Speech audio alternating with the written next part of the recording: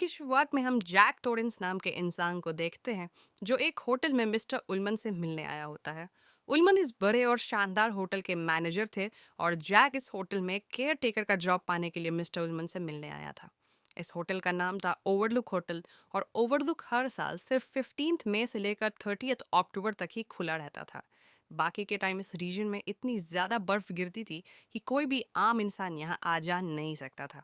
तो जैक का काम था ओवरलुक होटल की देख रेख उन बाकी के महीनों में करना जब यहाँ कोई नहीं होगा। जैक पहले एक स्कूल टीचर था एंड रिसेंटली ही was trying to work on a writing project. तो यहाँ इस बड़े होटल में अपने परिवार के साथ 6 महीने सॉलिट्यूड में रहकर जैक अपने राइटिंग प्रोजेक्ट पे अच्छे से काम कर सकता था। दोस्तों, इन बातों के दौरान मिस्टर उलमन जैक को इस होटल से जुड़ी एक घटना के बारे में बताते हैं। ये बात अभी से 10 साल पहले यानी 1970 के विंटर की थी, जब किसी चार्ल्स ग्रेडी नामक इंसान को ओवरलुक होटल में केयर टेकर का जॉब मिला था। इस होटल में कई महीने अकेले रहने से वो काइंड ऑफ पागल हो गया था और उसने एक कुल्हाड़ी से अपनी 2 बेटियों का कत्ल कर दिया था। इसके बाद उसने अपनी बीवी को भी मार डाला।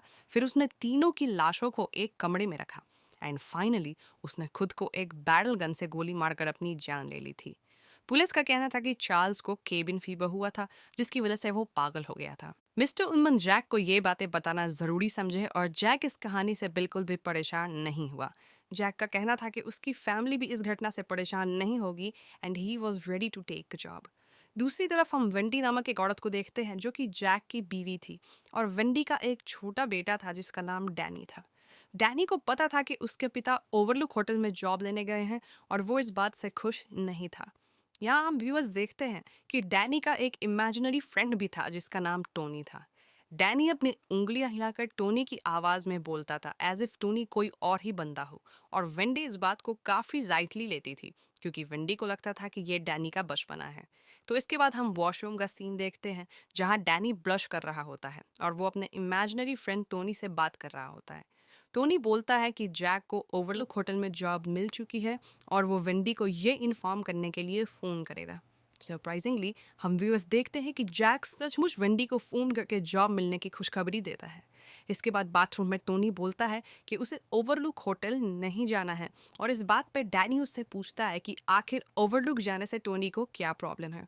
तभी हम डैनी को एक अजीब सी विजन आते देखते हैं जो कि शायद टोनी उसे दिखा रहा था, और इस विजन में 2 एलिवेटर्स थे और एलिवेटर्स के साइड से बहुत ही ज़्यादा खून निकलता है। इतना ही नहीं, इस विजन में डैनी 2 लड़कियों को भी देखता है और शायद ये 2 लड़कियां चार्ल्स ग्रेडी की बेटियां थी जिसे चार्ल्स ने ओवरलुक होटल के अंदर मारा था। इस विजन के आते ही डैनी एकदम से बेहोश हो जाता है। तो इसके बाद डैनी को देखने एक डॉक्टर आती है और डैनी उन्हें बताता है कि उसका इमेजिनरी फ्रेंड टोनी उसके मुंह के अंदर रहता है और अगर कोई टोनी से बात करना चाहे तो टोनी डैनी के पेट के अंदर छिप जाता है। डॉक्टर डैनी की माँ वेंडी से पूछती है कि आखिर डैनी कब से अपने इमेजिनरी फ्रेंड टोनी से बातें करता है। तो इस पे वेंडी बताती है कि आज से तकरीबन 5 महीने पहले डैनी अपने पिता जैक के कुछ स्कूल पेपर्स को उथल पुथल कर दिया था। जैक शराब की नशे में डैनी पे गुस्सा किए थे और वो डैनी का हाथ पकड़कर खींचे थे जिससे डैनी की शोल्डर डिसलोकेट हो गई थी। उस दिन के बाद से जैक ने शराब पीना छोड़ दिया और तभी से डैनी अपने इमेजिनरी फ्रेंड टोनी से बातें करना शुरू किया था। डॉक्टर का कहना था कि डैनी इज ऑल राइट और उसे कोई प्रॉब्लम नहीं है। तो अगले सीन में हम जैक, वेंडी और डैनी को ओवरलुक होटल जाते देखते हैं और जैक वहां वापस से मिस्टर उलमन से मिलता है। मिस्टर उलमन जैक और वेंडी को पूरा होटल दिखाते हैं और वो उन्हें उनका अपार्टमेंट भी दिखाते हैं।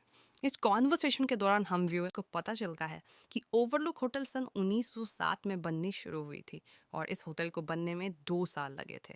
ओवरलुक एक इंडियन बरियल ग्राउंड यानी कि शमशान के ऊपर स्थित है और होटल के बनते वक्त यहाँ कई इंडियन अटैक्स भी हुए थे। दूसरी तरफ हम डैनी को होटल के गेम्स रूम में देखते हैं और उसे वहाँ फिर से वो ट्विन सिस्टर्स दिखती हैं। तो इसके बाद वेंडी और जैक मिलते हैं बिग हैलोडन नाम के इंसान से जो इस होटल का मेन शेफ था। हैलोडन वेंडी और डैनी को किचन एंड फूड स्टॉक वगैरह दिखाता है और दोस्तों यहाँ हम व्यूअर्स देखते हैं कि हैलोडन बिना कुछ बोले अपने मन की आवाज़ से डैनी को आइसक्रीम के लिए पूछता है। इसके बाद हैलोडन डैनी को आइसक्रीम देता है और वो डैनी को बताता है कि उसके अंदर एक काइंड ऑफ टेलीपैथी जैसी पावर है जिससे वो अपने जैसे लोगों से बिना मुंह खोले घंटों बात कर सकता है। वो इस पावर को शाइनिंग नाम से बुलाता है और हम भी उसको पता चलता है कि डैनी भी शाइन करता है, यानी डैनी के पास भी ये अजीब सी पावर है। डैनी हैलोडन को बताता है कि टोनी उसे कुछ विजन्स दिखाता है और टोनी ने ओवरलुक होटल को लेकर भी डैनी को विजन्स दिखाए हैं। हैलोडन बोलता है कि अगर किसी जगह पे कुछ बुरा होता है तो वो घटना अपनी परछाई छोड़ जाती है। ओवरलुक होटल भी ऐसी ही जगहों में से है विच शाइन्स, और सिर्फ शाइनिंग लोग ही इन चीज़ों को देख सकते हैं। तभी अचानक डैनी हैलोडन से रूम नंबर 237 के बारे में पूछता है। दोस्तों, रूम 237 शायद वही कमरा था जहां चार्ल्स ग्रेडी ने अपने परिवार को मारा था, और हैलोडन डैनी को उस कमरे में जाने से मना करता है। तो इसके बाद होटल में जैक और उसकी फैमिली अकेले रहने लगती है और इनके रहते हुए यहाँ 1 महीना बीत जाता है। हम जैक और विंडी को आपस में बात करते देखते हैं और जैक बताता है कि 1 महीना पहले जब वो इस होटल में इंटरव्यू देने आया था तो उसे ऐसा लगा कि वो यहाँ पहले भी आया है। उसे इस होटल का हर एक कोना मानो याद सा था। आगे के कुछ सीन्स में हम वेंडी और डैनी को पास के मेज में खेलते हुए देखते हैं। तो ट्यूसडे को डैनी होटल के अंदर ट्राईसाइकिल चला रहा होता है जब उसे रूम नंबर 237 दिखती है। वो अपने ट्राईसाइकिल से उतरकर रूम 237 को खोलने जाता है, लेकिन फिर उसका मन बदल जाता है और वो अपने ट्राईसाइकिल को चलाकर वहां से चला जाता है। दूसरी तरफ वेंडी जैक से बात करने होटल के बेसमेंट में जाती है जहां जैक अपने राइटिंग का काम कर रहा होता है। जैक वेंडी पे बहुत ज्यादा गुस्सा करता है क्योंकि वेंडी के आने से उसे राइटिंग में डिस्टर्ब हुआ था। जैक न्यू रूल बनाता है कि जब भी वो बेसमेंट में होगा तो कोई भी नीचे नहीं आएगा। आगे के कुछ सीन्स में हम जैक को थोड़ा अजीब बिहेव करते देखते हैं, एज इफ ये जगह उसके दिमाग में कुछ बुरा असर कर रही हो। और पैरेलली हम देखते हैं कि तूफान के कारण होटल की लैंडलाइंस काम करना बंद कर चुकी थी। हम व्यूअर्स डैनी को अपनी ट्राईसाइकिल चलाते देखते हैं और अचानक उसे वापस वो ट्विन सिस्टर्स दिखती है। इसके बाद ये लड़कियां डैनी को अपने साथ खेलने के लिए बुलाती है। डैनी डर के अपनी आंखें बंद कर लेता है और जब उसकी आंखें खुलती है तो वहाँ कोई नहीं था। डैनी टोनी को बोलता है कि उसे डर लग रहा है और टोनी बोलता है कि ये सब एक किताब की फोटोज की तरह है और ये रियल नहीं है। तो इसके 2 दिन बाद हम डैनी को अपने पिता के कमरे से एक फायर इंजन खिलौना लाने जाते देखते हैं और वहाँ पे जैक अपने बेड पे एकदम अपराइट बैठा था। वो डैनी को अपने पास बुलाकर अपनी गोद में बिठाता है और वो उससे बहुत ही क्रीपी एक्सप्रेशंस के साथ बात करता है। जैक बोलता है कि ही विशेस कि वो लोग इस जगह पर रहें for ever and ever and ever. Danny अपने पिता से पूछता है कि क्या वो कभी उससे और उसकी मॉम को हर्ट करेंगे, तो इस पर जैक बोलता है कि वो ऐसा कभी नहीं करेंगे बिकॉज ही लव्स हिम। तो इसके अगले सीन में हम डैनी को अपने खिलौना से खेलते देखते हैं जब उसकी तरफ एक बॉल आती है। डैनी बॉल के डायरेक्शन में जाता है और वहाँ रूम नंबर 37 ऑलरेडी खुला था। डैनी उस कमरे के अंदर चला जाता है और दूसरी तरफ हम जैक को अपनी नींद में चिल्लाते देखते हैं। वेंडी के आने पर जैक उसे बताता है कि जैक को एक अजीब सा सपना आया जिसमें उसने वेंडी और डैनी को जान से मार डाला था। तभी वहाँ बेसमेंट में डैनी आता है और वो अपना अंगूठा चूस रहा था। उसके गर्दन पे चोट के निशान थे और वेंडी को ऐसा लगता है कि शायद जैक ने ही डैनी पे हाथ उठाया है। वो जैक को गालियां देते हुए वहां से डैनी के साथ चली जाती है। इसके बाद हम जैक को एकदम पागल सा होते देखते हैं और वो जाता है होटल के गोल्ड रूम में। जैक को वापस से शराब पीने की इच्छा हो रही थी और वो बोलता है कि he is ready to give his soul for a glass of beer. तभी अचानक हम व्यूअर्स वहाँ एक लॉयड नाम के बारटेंडर को देखते हैं और गोल्ड रूम में अपने आप ही कई शराब की बोतलें भी आ जाती है। जैक बहुत ही क्रीपी वे में लॉयड से बातें करता है और उनकी बातों को सुनकर ऐसा लग रहा था कि वो दोनों एक दूसरे को कई सालों से जानते हैं। सबसे हैरानी की बात तो ये थी कि ओवरलुक होटल पूरी तरह से खाली थी, यानी ये लॉयड एक जिंदा इंसान नहीं बल्कि भूत था।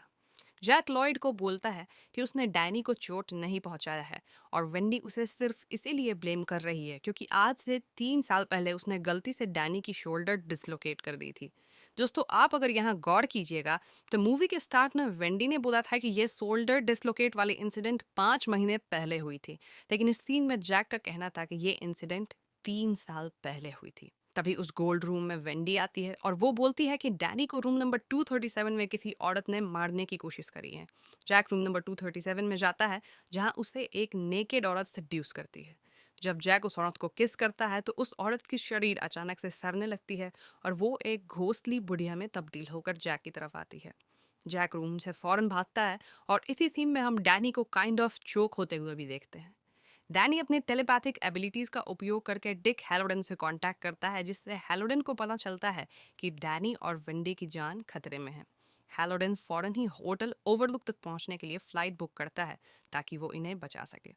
तो इसके बाद हम जैक को वापस पागलों की तरह अपनी बीवी पे चिल्लाते देखते हैं और वो अपने कमरे से निकलकर गोल्ड रूम की तरफ वापस जाता है। सरप्राइजिंगली गोल्ड रूम के अंदर एक पार्टी चल रही थी और वहाँ कई लोग या फिर कहे तो कई भूत थे। जैक की मुलाकात एक बार फिर से लॉयड से होती है और पार्टी के दौरान जैक एक डेलबर्ट ग्रैडी नाम के इंसान से मिलता है। ग्रैडी की एक वाइफ और दो बेटियां थी और मूवी के पहले सीन में हम व्यूअर्स को मिस्टर उलमन ने बताया था कि सन 1970 में चार्ल्स ग्रेडी नामक इंसान ने अपनी बेटियों और बीवी को कुल्हाड़ी से मार डाला था। जैक डेलबर्ट ग्रेडी से पूछता है कि क्या वो कभी यहाँ का केयर टेकर रहा था, तो इस पे ग्रेडी बोलता है कि इस होटल का केयर टेकर हमेशा से जैक ही है। ग्रेडी जैक को बताता है कि उसका बेटा डैनी अपनी टेलीपैथिक एबिलिटी से किसी बाहरी इंसान को ओवरलुक होटल के अंदर बुला रहा है, and this was a reference to big Hallorann, जिसे डैनी ने अपने माइंड से कांटेक्ट किया था। फिर ग्रेडी बोलता है कि उसकी एक बेटी ने इस होटल को जलाने की कोशिश करी थी और इसीलिए उसने अपनी बेटियों को सजा दिया, और ठीक वैसे ही जैक को भी अपने बेटे और बीवी को सजा देनी चाहिए। जैक वहां से निकलकर इस होटल में लगे सारे रेडियोस के कंडक्टर्स निकाल लेता है ताकि कोई भी बाहर किसी तरह का कनेक्शन नहीं बना सके। सीन चेंज होती है और हम व्यूअर्स डैनी को देखते हैं जो कि टोनी की आवाज़ में रेड रूम चिल्ला रहा होता है। वेंडी के आने पे वो बोलता है कि डैनी यहाँ नहीं है और अभी यहाँ सिर्फ टोनी है। इस बात पे वेंडी एक बेसबॉल बैट लिए होटल के बेसमेंट में जैक से बातें करने जाती है। वेंडी को वहाँ जैक की लिखी हुई पेजेस दिखती हैं और सरप्राइजिंगली जैक ने हजारों पेज सिर्फ एक बात लिखकर भरी हुई थी: all work and no play makes Jack a dull boy. All work and no play makes Jack a dull boy, यही लाइन कई बार रिपीटेड थी। यानी जैक इतने दिनों से बेसमेंट में बैठा यही लाइन लिख रहा था। एंड इस सीन को देखकर हम व्यूअर श्योर हो जाते हैं कि या तो जैक पागल हो चुका है या फिर ओवरलुक होटल के घोस्ट ने जैक को ऐसा बना दिया है। तभी पीछे से वहां जैक आता है और वो वेंडी पे चिल्लाने लगता है। जैक पूरी तरह से पागल हो गया था और वो बहुत ही क्रीपी तरीके से वेंडी की तरफ बढ़ रहा था, एज इफ वो उसे जान से मार डालेगा। डर के वेंडी अपने बेसबॉल बैट से जैक के सर पे मारती है जिससे जैक बेहोश हो जाता है। इसके बाद वेंडी जैक को इस होटल के फूड स्टोरेज वाले कमरे में बंद कर देती है। फिर वेंडी इस होटल से भागने की कोशिश करती है, लेकिन जैक ने पहले ही हर एक कैट व्हीकल के कुछ इंपॉर्टेंट कंपोनेंट्स निकाल लिए थे जिससे ये व्हीकल स्टार्ट ही ना हो। दूसरी तरफ हम जैक को फूड स्टोरेज रूम में बंद देखते हैं जहां उसे ग्रेडी की आवाज़ सुनाई देती है। ग्रेडी जैक को बाहर से बोलता है कि जैक ने अपना काम बखूबी नहीं निभाया है और जैक ग्रेडी से एक और मौका मांगता है ताकि वो अपनी बीवी और अपने बेटे को कड़ी से कड़ी सजा दे सके। जैक कैसा बोलते हैं अचानक से इस फूड स्टोरेज का दरवाज़ा अपने आप ही खुलता है और जैक फिर से आज़ाद हो चुका था। दूसरी तरफ हम डैनी को देखते हैं जिसे शायद आभास हो गया था कि जैक आज़ाद है, और वो एक चाकू और लिपस्टिक लेकर रूम के डोर पे रेड रूम लिखता है। वो बार बार टोनी की आवाज़ में रेड रूम चिल्ला रहा था और इस आवाज़ को सुनकर वेंडी उठ जाती है। वेंडी को दरवाजे पर रेड रूम लिखा दिखता है और जब वो इन वर्ड्स को आईने में देखती है तो द वर्ड वाज मर्डर, और डैनी के अंदर छिपा टोनी अपनी माँ वेंडी को होने वाले मर्डर के बारे में आगाह कर रहा था। तभी हम व्यूअर्स जैक को एक कुल्हाड़ी लेकर इस रूम का दरवाज़ा तोड़ने की कोशिश करते हुए देखते हैं।